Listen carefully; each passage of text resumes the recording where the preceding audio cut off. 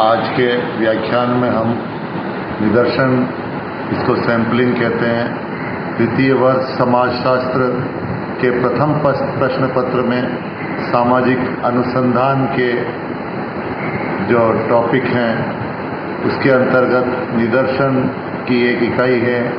और निदर्शन जो है सामाजिक अनुसंधान में तथ्य संकलन से पूर्व की अवस्था है।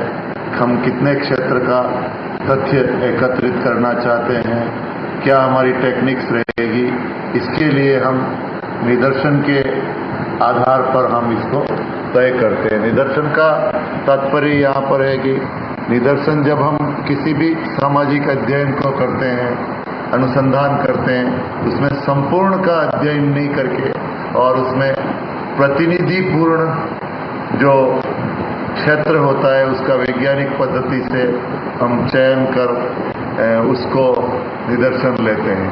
निदर्शन की जो परिभाषा है वह सामान्य तौर पर निदर्शन जो है वह प्रक्रिया है कि उसके अंतर्गत हम किसी एक इकाई का चयन, जैसा कि इस चित्र में दिखाई दे रहा है, किसी एक इकाई का जो है अध्ययन की जो क्षेत्र है उसमें से हम प्रतिनिधिपूर्ण तरीके से चयन करते हैं। और वह जो इकाइयाँ होती है अध्ययन में वह उस संपूर्ण जो क्षेत्र है निदर्शन का, जिसको समग्र कहा जाता है, इस चित्र के अंदर हमको इंगित हो रहा है कि जैसा कि आप देख रहे हैं इस चित्र के अंतर्गत कि ये जो निदर्शन, ये पूरा एक संपूर्ण क्षेत्र आपको दिखाई दे रहा है। ये एक संपूर्ण क्षेत्र है और इसके अंतर्गत हम कुछ प्रतिनिधिपूर्ण इकाइयों का जो ये चयन कर रहे हैं, जहाँ एक कर्सर चल रहा है, यह इसमें से, और ये जो इकाइयाँ हैं ये इस संपूर्ण क्षेत्र का प्रतिनिधित्व करेगी। जो संपूर्ण क्षेत्र इसका दिखाई दे रहा है हमें, उसमें से प्रतिनिधिपूर्ण चयन जो करते हैं उसको हम निदर्शन कहते हैं। और ये जो चयन होता है, ये प्रतिनिधिपूर्ण चयन, ये इस संपूर्ण जनसंख्या या इस संपूर्ण समग्र का प्रतिनिधि कहलाता है। इसको हम निदर्शन कहते हैं। अब निदर्शन की आवश्यकता हमें क्यों पड़ती है, इस बात को करने के लिए हम आगे बढ़ेंगे। निदर्शन जो है वह कोई भी जनसंख्या होती है उसका हम एक निश्चित फ्रेमवर्क होता है, उसको यूनिवर्स कहते हैं, अर्थात समग्र का एक क्षेत्र होता है। समग्र मतलब जिस क्षेत्र की हमको संपूर्ण क्षेत्र का जो अध्ययन करना है, और उस संपूर्ण क्षेत्र के अध्ययन को हम एक साथ इसलिए नहीं कर सकते हैं क्योंकि समय की सीमा होती है, संसाधनों की सीमा होती है। और उस संपूर्ण क्षेत्र के अध्ययन की स्थान पर अगर हम निदर्शन लेके भी अध्ययन करें वैज्ञानिक पद्धति के आधार पर, तो वो परिणाम लगभग उसी प्रकार से होंगे जो परिणाम हमको निदर्शन लेने के अलावा हम यूनिवर्स से, अगर संपूर्ण यूनिवर्स का अध्ययन करें तब होता है। संपूर्ण यूनिवर्स का जो अध्ययन है, संपूर्ण समग्र का अध्ययन, वह जब किया जाता है जब हमको जनगणना करनी होती है या किसी पूरे क्षेत्र के बारे में हमको कोई तथ्यात्मक जानकारी एकत्रित करनी होती है। बाकी सामाजिक समस्याओं या अनुसंधान के संदर्भ में हम जो है निदर्शन का प्रयोग करते हैं। अगर निदर्शन हम जब ही कर सकते हैं जब उस जनसंख्या के अंदर सजातीयता हो, अर्थात सजातीय अगर इकाइयाँ नहीं हैं हम उसमें निदर्शन नहीं कर पाएंगे। अर्थात निदर्शन करने के लिए समग्र की सभी इकाइयों के लक्षण लगभग एक ही जैसे होने चाहिए, तभी जाकर हम उसका प्रतिनिधिपूर्ण निदर्शन कर सकते हैं। अगर निदर्शन में इकाइयां एक जैसी नहीं है, सब इकाइयां भिन्न भिन्न हैं, तो हम उसका निदर्शन नहीं कर सकते। निदर्शन करने के लिए सबसे पहले हमको क्या है कि जो निदर्शन की जो फ्रेमवर्क है वो इस प्रकार है। सबसे पहले हमको जो अध्ययन का क्षेत्र है उसको निर्धारित करना पड़ता है। अध्ययन का क्षेत्र जो है उसको पॉपुलेशन या समग्र कहेंगे। हम किस क्षेत्र में हम एक ब्लॉक का अध्ययन कर रहे हैं, एक जिले का अध्ययन कर रहे हैं, पंचायत समिति का अध्ययन कर रहे हैं, किसी गांव का अध्ययन कर रहे हैं, किसी भौगोलिक क्षेत्र का अध्ययन कर रहे हैं या सामाजिक क्षेत्र का अध्ययन कर रहे हैं, तो उस अध्ययन क्षेत्र के संपूर्ण समग्र को हमें परिभाषित करना पड़ेगा। इसके बाद हम किस तरीके से हम उसका निदर्शन करेंगे उसको परिभाषित करना पड़ेगा, और उसके साथ किस प्रोसीजर से हम उसकी निदर्शन कर रहे हैं उसको हमको परिभाषित करना पड़ेगा। तो हमको ये मिलेगा कि दो प्रकार की सैंपलिंग हमको दिखाई देती है। एक प्रोबेबिलिटी सैंपलिंग बोलते हैं और दूसरी नॉन प्रोबेबिलिटी सैंपलिंग बोलते हैं। प्रोबेबिलिटी का मतलब संभाव्यता निदर्शन, और नॉन प्रोबेबिलिटी का मतलब जिसमें संभाव्यता नहीं है, असंभाव्यता।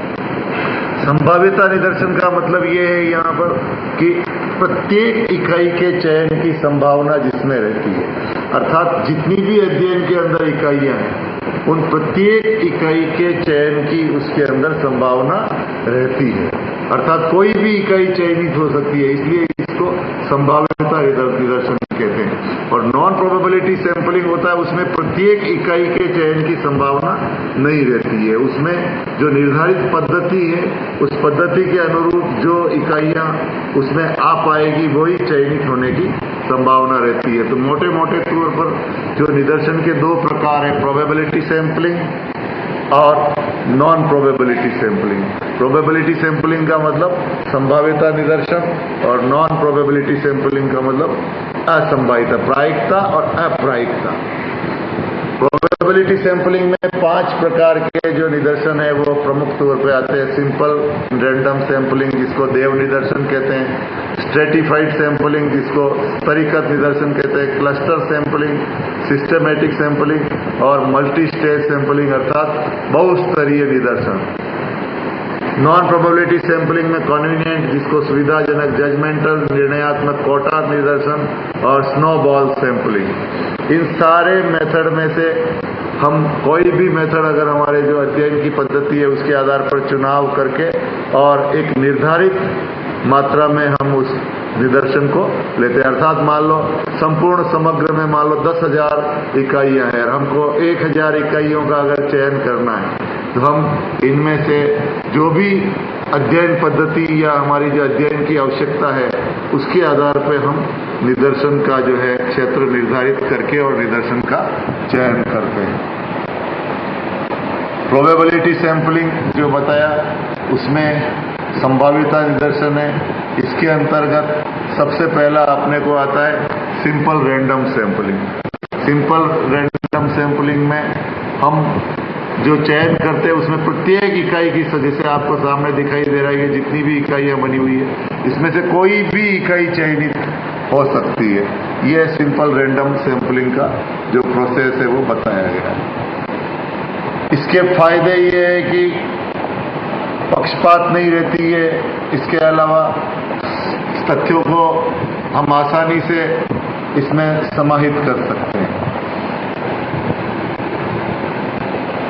ये स्तरीकृत निदर्शन का बताया, अलग अलग स्तरों पर हम इसका निदर्शन करते हैं। पहले स्तर में से ये निदर्शन किया है, दूसरे स्तर में से फिर ये लिया, इस प्रकार प्रत्येक स्तर में से हम इस निदर्शन को लेते हैं। इसके बाद फिर हम क्लस्टर सैंपलिंग, पूरे क्षेत्र का एक क्लस्टर क्षेत्र बना दिया जाता है और उस क्षेत्र में से जो ये क्लस्टर हमको दिखाई दे रहे हैं उस क्लस्टर को चुन के और उनका निदर्शन किया जाता है। इसको क्लस्टर सैंपलिंग कहा जाता है। इसके बाद हम सिस्टमैटिक सैंपलिंग, इसमें वर्ग अंतराल बना दिया जाता है, जैसे 100 है और अगर अपने को 10 को चुनना है तो हम प्रत्येक 10वीं इकाई को चुनेंगे। 10वीं, 20वीं, 30वीं, 40वीं, 50वीं, 60वीं है, 70वीं, 80वीं, 90वीं और 100वीं। अगर 150 है और हमको 10 चुनना है तो हम 15, 30, 45, 60 इस प्रकार 15 के इंटरवल से, जैसा कि चित्र में देख रहे हैं, 2-2 के इंटरवल से, 2-2 के अंतराल से निदर्शन में सबसे अधिक ध्यान हमको वैज्ञानिकता का रखना पड़ता है, अर्थात हम हमारी मन मर्जी या अनुसंधान के दौरान हमारी पक्षपात नहीं आए। फिर इसके अंदर आता है बहुस्तरीय निदर्शन, मल्टी स्टेज निदर्शन। इसमें आप देख रहे हैं हर स्तर पर जो है अलग अलग इकाइयां बनी हुई है और उन अलग अलग स्तरों पर इन इकाइयों का जो हमको चुनाव करना है तो वो मल्टी स्टेज सैंपलिंग कहलाएगा। इसको मल्टी स्टेज बहुस्तरीय निदर्शन। इसमें हर स्तर के जो इकाइयां हैं, जैसे मान लो पूरे राज्य में अगर हमको अध्ययन करना है तो पहले हम जिलों का चुनाव करेंगे, फिर जिलों में अगर हमको उपखंड का अध्ययन करना है तो उपखंड का चुनाव करेंगे, उपखंड में अगर हमको कुछ पर्टिकुलर जो है क्षेत्र रेवेन्यू के उनका अध्ययन करना है तो उनका चुनाव, फिर गांवों का अध्ययन करना है तो गांवों का। हर स्तर पर ये निदर्शन होगा, अर्थात पूरा एक प्रतिनिधिपूर्ण, इसको बहुस्तरीय सैंपलिंग कहते हैं। असंभाव्यता निदर्शन जो नॉन प्रोबेबिलिटी सैंपलिंग है, उसमें प्रमुखता सैंपलिंग जो है उसमें सुविधाजनक सैंपलिंग आता है, जजमेंटल सैंपलिंग आता है, उसमें अलग अलग प्रकार की जो सैंपलिंग है वो इस प्रकार से हम देख सकते हैं। तो निदर्शन से यहाँ हमारा तात्पर्य जो है वह तात्पर्य यह है कि निदर्शन के तहत हम जो इकाइयाँ चयनित करते हैं वह इकाइयाँ वैज्ञानिक होनी चाहिए, प्रतिनिधिपूर्ण होनी चाहिए, और प्रतिनिधिपूर्ण होने के साथ साथ उसमें कहीं भी पक्षपात नहीं होना चाहिए। पक्षपात होने का तात्पर्य यहाँ यह है कि हम जिन भी इकाइयों का चयन करें उनमें वैज्ञानिकता का पूर्णतः समावेश हो। अगर वैज्ञानिकता का समावेश नहीं है तो यह सैंपलिंग जो हमारी निरर्थक हो जाती है। निरर्थक होने के कारण हम उसका उपयोग ठीक से नहीं कर पाते। तो सैंपलिंग के अंतर्गत हमको ये ध्यान रखना होता है कि हम एक संपूर्ण क्षेत्र का जो चयन कर रहे हैं उस संपूर्ण क्षेत्र में जो हम ये देख पाएंगे कि पूरी जितनी भी इकाइयां चयनित हो रही है वो इकाइयां उस संपूर्ण क्षेत्र का प्रतिनिधिपूर्ण जो है उसका अवलोकन करें।